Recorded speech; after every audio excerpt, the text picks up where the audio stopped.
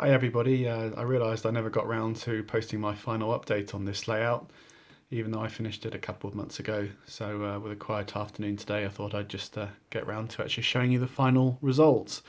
Here we are looking down from one end. If I'll just come around the front and I'll sort of quickly point out the things that I've done to finish this off. So first of all, if you remember, the background was blue. I put some clouds on there. Secondly, I was talking about this this covering on the front.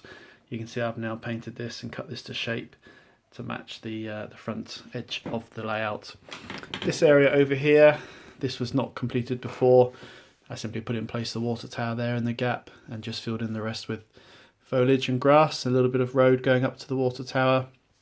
And then this area over here in the corner, I used the Scale Scenes road kit to first put in place the road and then built up the pavement around it. Put a small piece of batten against the background there, and then just simply laid this flat effect of housing, and then a slightly smaller scale behind that as well, hopefully giving the illusion there of a road going into the distance. That was what I was aiming to achieve.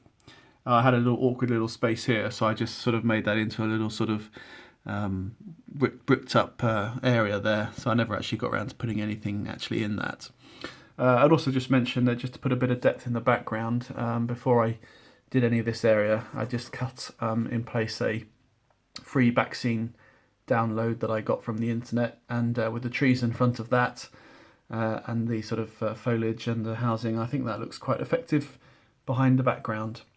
And then finally the area over here, I built up into a sort of, as you can see, a hard standing area or a engine shed, depending on which way you wanted to do it. I didn't actually fix this in place, so this comes off if need be. And this was again just Scale Scenes concrete texture paper that I obviously carefully cut to shape to be able to build up between the tracks. Have to be so precise with the measurements there. And then I just weathered that with a few pastels as well, just to finish that off. And again, the brick wall between the track. So that's it. That's my last update on this little layout that I started in winter. Really am pleased with how it looks. I think there's an awful lot of detail and very, very nice. So that's now all complete, and I'll put that to one side. And then when we get into the autumn winter time, I'll be starting another one. So please do stay subscribed, and I will be bringing you updates when I start my next layout. Thank you very much for subscribing. Hope you've enjoyed watching this project. Take care. Bye now.